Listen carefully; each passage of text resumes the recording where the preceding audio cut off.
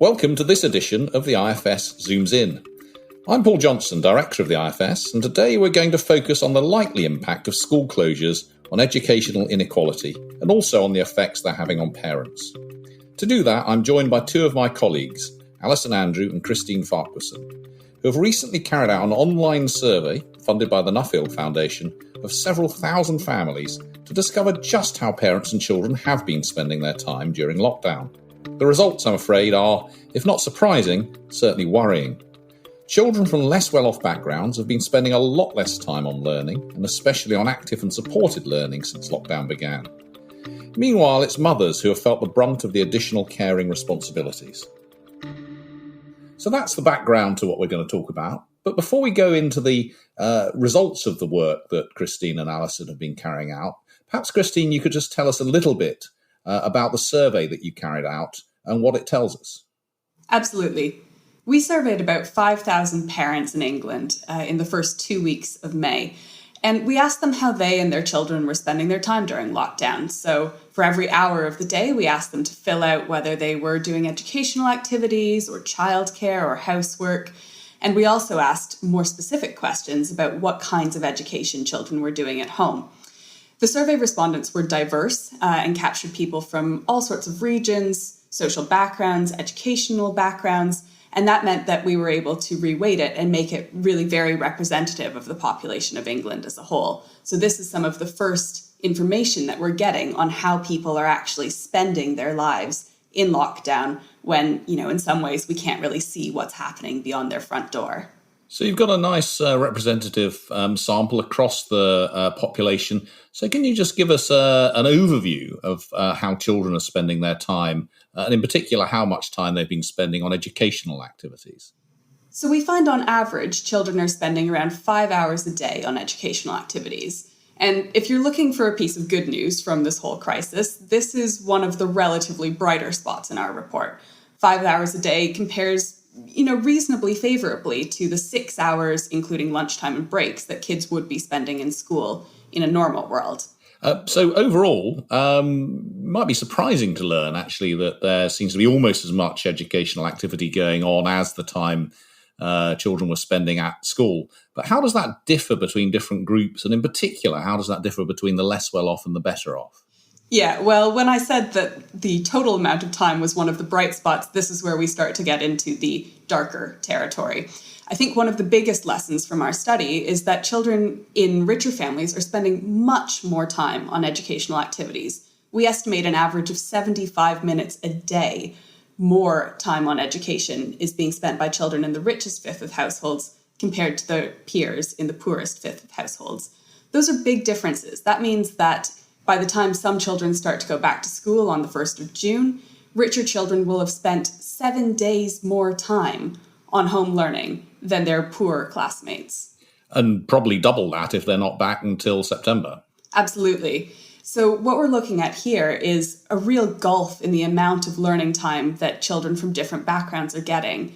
And actually that's compounded by the fact that they're spending the time they do have on quite different activities. So, Alison, let's move on to the differences between what it seems that different schools are providing in terms of things like online teaching and discussions with teachers rather than simply setting work. So one thing I think you looked at was the difference between the state and private sectors. Yeah, absolutely. So we find that parents of kids who are in private school are far more likely to report that their child is being offered online interactive resources such as online classes or video conferencing. And these are really important because there are lots of reasons to think that these type of resources are going to be particularly useful in promoting children's learning as lockdown progresses. These are resources that are going to allow pupils to preserve their relationships with their own teachers, something that we know is going to be really important. They're also going to let children keep working on their own curriculum and to be able to engage with their teachers for help, which means that they're going to be less reliant on their parents. And so if we take online classes, for example, nearly 80% of kids in private secondary schools are being offered these compared to only about half of kids in state secondary schools. And so although fewer pupils at the primary school level are being offered online classes, the difference between private and state schools remains really large. And that confirms work that the Sutton Trust has carried out as well. Really big differences between state and private sector in the amount of active engagement schools are continuing with their pupils. But I think you found differences within the state sector as well. Yeah, I think this is a really interesting finding. So we actually find very substantial differences between the schools that richer and poorer pupils go to within the state sector. So if we go back to our online class example, 58% of the richest pupils who go to state schools report being offered online classes, compared to only 41% of the poorest pupils. And so one consideration that we've heard a lot from teachers is that schools are trying to choose their mix of resources in a way that limits inequalities within the school. So, for example, if a school knows that 50% of its pupils don't have access to the kind of technology that they're going to need to access online classes, that school might deliberately choose not to provide online classes at all. But what our findings suggest is that this type of consideration is at risk of opening up substantial inequalities between schools, given that we know that schools in this country are pretty segregated by households and financial resources.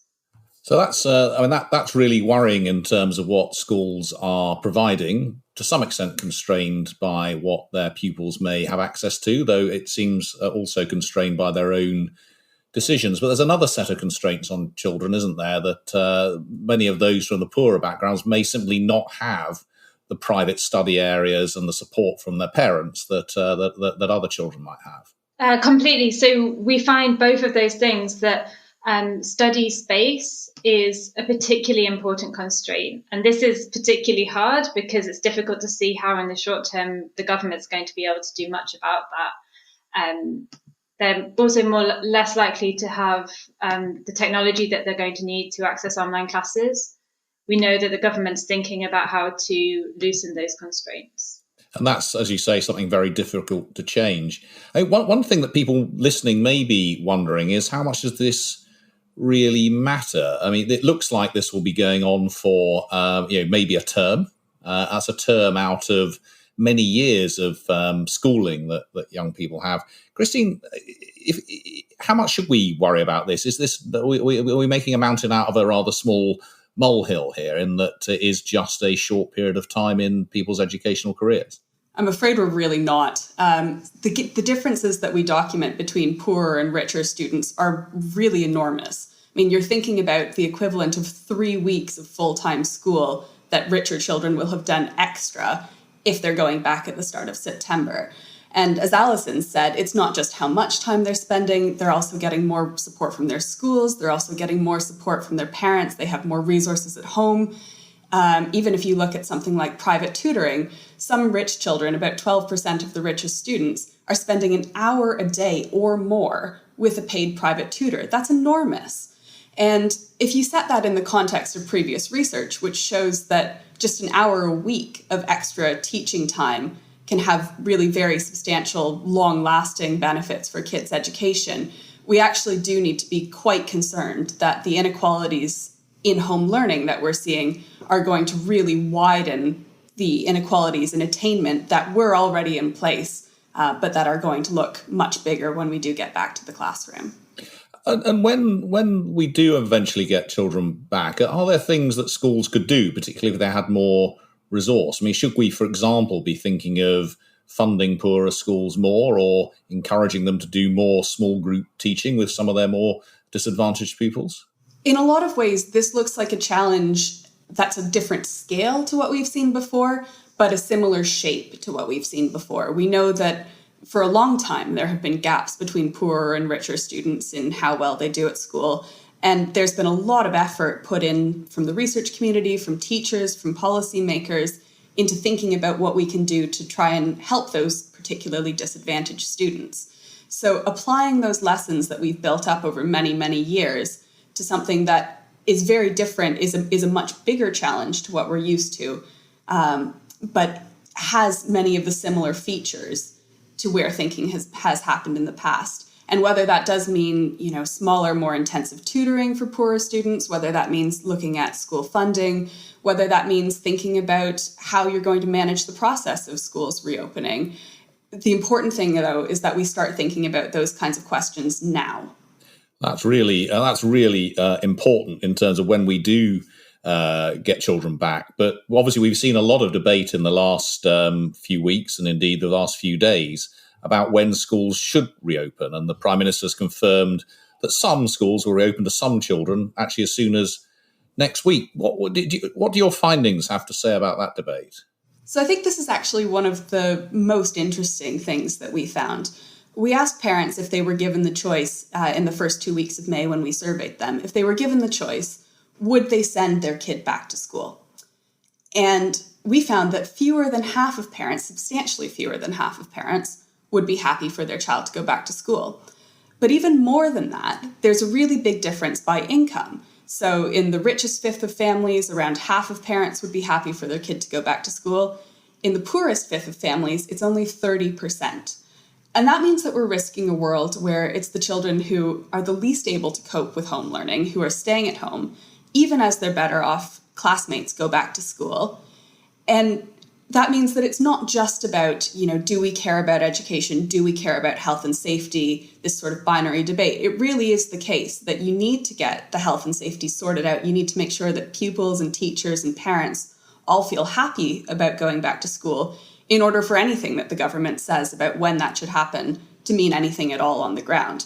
Because if you open up schools and you've only got 20, 30, 40% of pupils in the classroom, it's going to be quite a tough act for schools to pull off to maintain the distance learning activities that they are doing while they're also trying to educate a bunch of children in the flesh.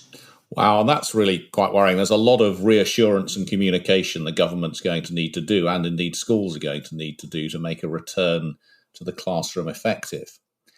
So we've been talking so far about the effects of lockdown on the children themselves, but your survey also looked at how parents are spending their time and at the effects on mothers and fathers. No parent listening will be surprised to find this has been a pretty challenging period. But I think, Alison, your findings suggested that mothers are bearing the brunt of the extra responsibilities. Can you give us a sense of to what extent that's happening? Yeah, so the first thing to say is, as you said, we're finding that both mothers and fathers are putting in a huge increase in the amount of childcare compared to before the crisis. So we also went back and we looked at a big Time Use survey that was done in the UK in 2014 and 2015 and tried to find comparable analysis on that survey to compare to what we're finding today. We find that both mothers and fathers are putting a huge increase in the amount of childcare time. And in fact, most parents are doing childcare in one way or another now for the vast majority of hours of the day. However, we do find that mothers are putting in substantially more time. And so the average mother is spending around 10 and a half hours on childcare a day compared to 8 hours for the average father. And so within this, we tried to make a bit of an effort to distinguish between childcare that involves parents actively doing activities or caring for a child, and childcare that's more passive and therefore more amenable to also doing it at the same time as work or housework or other types of activities. And so around 60% of the childcare hours that we find are this more passive type of care that you can do whilst also doing other things. And what we find is that mothers are particularly doing passive childcare whilst also trying to get on with the rest of their days. So they're simultaneously trying to balance paid work and childcare. And this seems to be a major kind of constraint for the time of mothers. But mothers are also, even if they were working beforehand, they're significantly more likely than fathers to have stopped work since the lockdown. Yeah, absolutely. So that's exactly what we find. So mothers are more likely to have stopped their job in a more permanent basis, either due to having quit or been laid off. They're also more likely to have been furloughed. What we don't know at this point is the extent to which some of these decisions are driven by childcare needs, whether this is mothers taking a step back from the labour market in order to meet additional childcare needs of their household, or whether this is to do with the industries and the occupations that mothers on average work in compared to fathers. It's probably a bit of both. So we find, yes, mothers more likely to have stopped working for pay. On top of that, the mothers who are continuing to work for pay have reduced their hours by more than fathers who are continuing to work for pay. Likewise, if we look at the quality of work time, so we look at the extent to which work time is being interrupted by other activities, the vast majority of which is childcare, mothers are spending about half of their work hours are being interrupted by childcare. This compares to about 30% for fathers. And so taking all of this together, what it means is that mothers during lockdown are only doing around a third of the uninterrupted paid work hours that fathers are. Compared to before the lockdown, this was 60%. So this is really a massive widening of the kind of quality work time that mothers are doing in comparison with fathers. That really is a big change and a big relative change. And one of the things I suspect people aren't so aware of is this is particularly different to previous recessions. Actually, the last recession and indeed ones before that have tended to hit male employment much more than female employment. Absolutely. And as I said, there's these two things that could be going on here. So first of all, we know that the sectors that were locked down disproportionately employed women. So this is going to move in that direction. So hospitality disproportionately employed women. On the other hand, this recession is unique in that it's come hand in hand with a big increase in the demands of parents, in particular within the home. And so there's every likelihood that a lot of parents have needed to reduce their work hours or even to stop paid work altogether in order to meet those demands. And so together with the fact that mothers have traditionally often taken the lead in these activities, they are perhaps more likely to be the ones who've volunteered to be furloughed or to stop work altogether in order to deal with this increased demand. But again, perhaps we shouldn't be so worried about this if this is something that's going to happen for a month or two and then everything gets back to normal. But have you got any concerns about there being longer term consequences for women's wages and employment? I think this is where there's a couple of really big unknowns. So the first thing, I guess, is that we really don't know how temporary these arrangements are. So we know that a lot of children are going to be at home until September. We know that home working might be advised for even longer.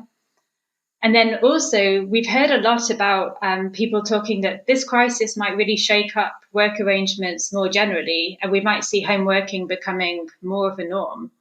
And so what our initial findings would suggest is that mothers are more likely than fathers to bear the brunt in terms of their focused work time when they're trying to simultaneously juggle paid work and childcare. In other words, this sort of diminishing or this lessening of the distinction between paid work and home is likely to hit the progression of mothers more than it is of fathers. And so if this type of new work arrangements are going to continue, I think we've got reason to worry. The other thing, of course, is that really tough labour market conditions are likely to persist for quite a long time. So this means that mothers who've had to take a step back from paid work to meet their childcare needs are going to find it pretty hard to find work again or to increase their hours of work again after we come out the other side. So that's another way in which this hopefully relatively short-term crisis could have really big negative effects over the longer run. But Christine, I think there is at least some light here in the sense that whilst mothers might have been bearing the brunt, a lot of fathers have been doing a lot more childcare than in the past. That's right. And as Alison said, you have to think about this in the context that everyone is doing an awful lot more than they had to do before. So mothers are now doing childcare in around 50% more hours of the day than they were back in 2014. But fathers have nearly doubled the amount of time that they're spending on childcare. They're still doing less than mothers. It's still the case that mums are really taking hold of the brunt of this new work. But fathers are now doing childcare, doing about 8 hours of every day, every weekday. That's quite a lot. And when we're talking about whether these short-run changes are likely to have long-run implications, this is one place where it could as well, because there's quite a lot of research that says when you introduce policies like paternity leave, for example, and you get dads more involved in what's happening at home, that does help to shift attitudes and shift behavior and just make fathers a little bit more aware of what needs to be done, how much of it there is, and how they can do that. And that's something where we could see that those new attitudes and new behaviors might persist even after, as Alison says, even after we get to the other side of this.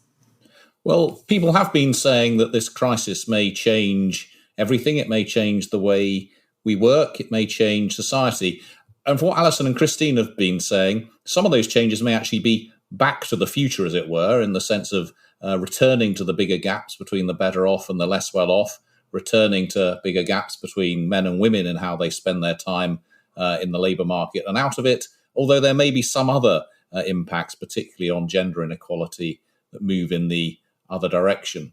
Certainly the work on schooling suggests that getting children back to school as soon as possible, given safety constraints, is going to be vital if we're not to lose years' worth of progress on educational equity and perhaps on gender equity too. Alison, Christine and the team will be following up with more surveys of the same group of people, doing more analysis of this data and hopefully following up to see how the children do in exams over the next few years. So do look out for the results of that work.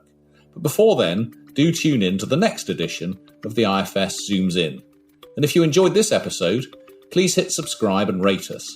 And you can always stay on top of our latest work by visiting www.ifs.org.uk. Stay well, and we look forward to speaking to you again soon.